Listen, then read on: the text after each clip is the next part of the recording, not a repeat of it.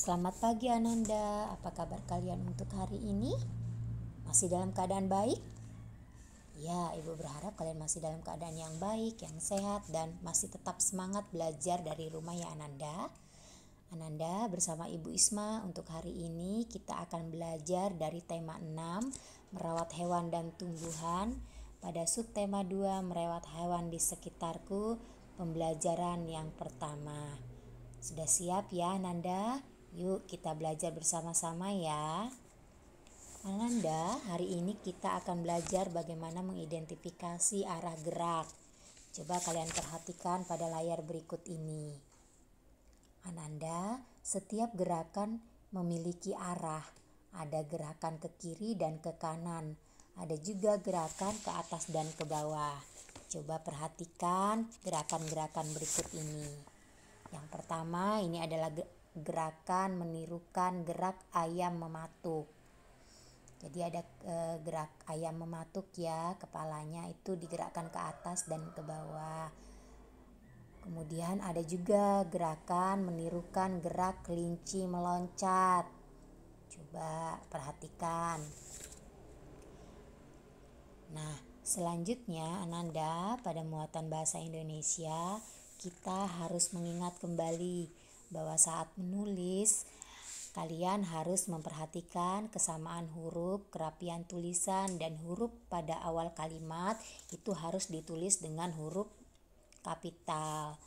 Nah, pada pembelajaran yang lalu Ibu sudah meminta kalian untuk menulis dalam huruf sambung, dalam huruf tegak bersambung. Dan untuk melihat contoh bagaimana penulisan huruf sambung, Ibu meminta kalian untuk membuka buku pena kalian pada halaman 196 untuk melihat bagaimana sih cara penulisan yang benar untuk setiap huruf di huruf sambung. Jadi kalian silahkan buka buku pena kalian pada halaman 196 ya nanti. Nah, selanjutnya Ananda harus ingat bahwa ketika menulis pada awal kalimat itu gunakanlah huruf kapital atau huruf sambung. Huruf kapital digunakan pada penulisan nama tokoh cerita, nama tempat, atau nama hari. Ya, jadi perhatikan benar-benar dan ingat bahwa dalam penulisan untuk nama tokoh cerita, nama tempat, nama hari, nama bulan, dan huruf awal pada kalimat itu gunakanlah huruf kapital. Nah, pada pembelajaran kali ini Ananda, kalian akan mempelajari cara menulis huruf tegak bersambung untuk menjelaskan seekor hewan. Nah, kamu perlu mengetahui untuk menjelaskannya nanti bahwa menyebutkan ciri-ciri, kemudian termasuk di dalamnya ya cara bergeraknya, jenis makanannya, cara berkembang biak, dan tempat tinggalnya. Itu kamu sebutkan semua, kalian sebutkan untuk menjelaskan hewan. Nanti misalnya ada kelinci. Makanan kelinci itu apa? Bagaimana cara bergerak kelinci? Bagaimana cara berkembang biak kelinci? Dan di mana kelinci itu biasanya tinggal? Itu kalian jelaskan ya. Nah, untuk mengetahuinya, kalian mengetahui cara penulisan tegak bersambung, kalian bisa menjelaskan hewan ini dengan menggunakan huruf tegak bersambung ya.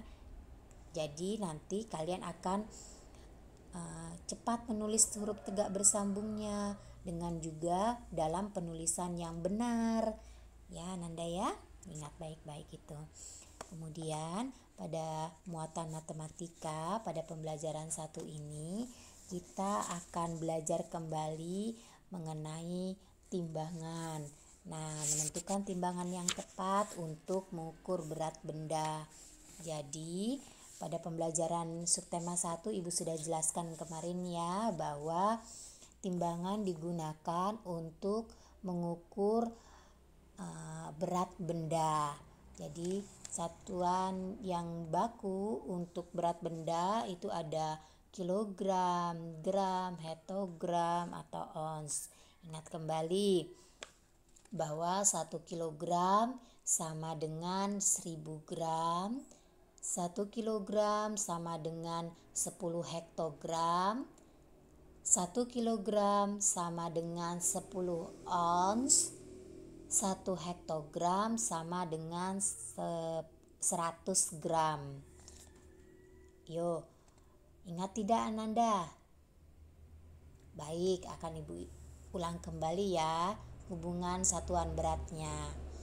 1 kilogram sama dengan 1000 gram, 1 kilogram sama dengan 10 hektogram, 1 kilogram sama dengan 10 ons, 1 hektogram sama dengan 100 gram, 1 ons sama dengan 100 gram.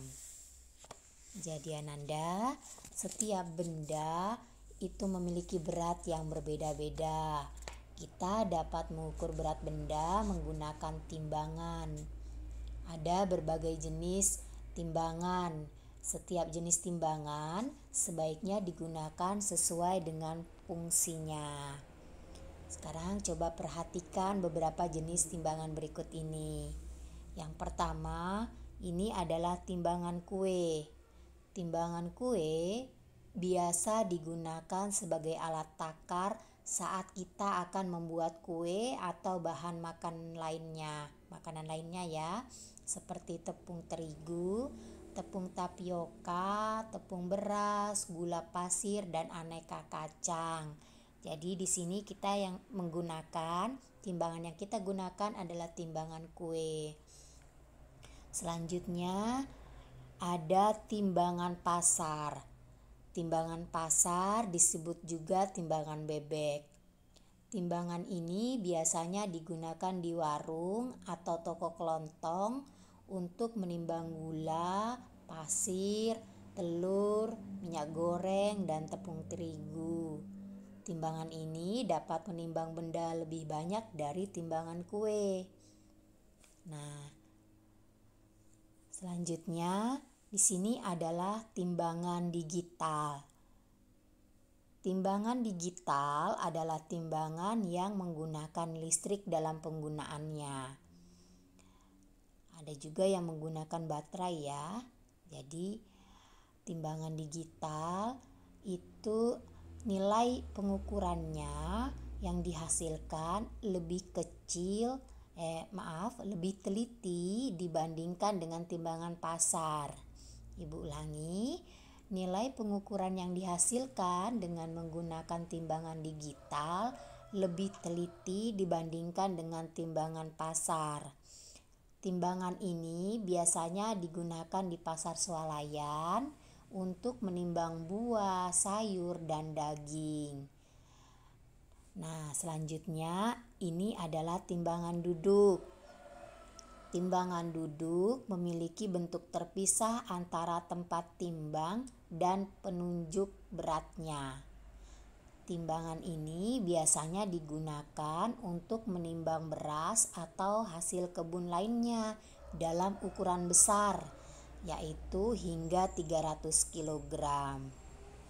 Nah, jadi Ananda, setelah Ibu tadi menyebutkan ada 4 jenis timbangan ya, ada timbangan kue, timbangan pasar, timbangan digital, dan timbangan duduk. Jadi Ibu harap setelah kalian mendengarkan penjelasan dari Ibu, kalian dapat memahami bahwa untuk menimbang berat benda itu harap disesuaikan dengan timbangannya. Jadi setiap jenis timbangan sebaiknya digunakan sesuai dengan fungsinya. Nah, demikian Ananda pembelajaran kita untuk hari ini dari muatan SBDP, Bahasa Indonesia, dan Matematika. Ibu berharap kalian dapat memahami pembahasan yang telah Ibu sampaikan. Dan nanti Ibu akan memberikan link latihan soal kepada Ananda dan harap Ananda dapat mengerjakannya dengan baik dan benar ya Ananda. Terima kasih Ananda untuk perhatian kalian dalam mengikuti pembelajaran kita kali ini, dan sampai jumpa lagi di pembelajaran kita selanjutnya.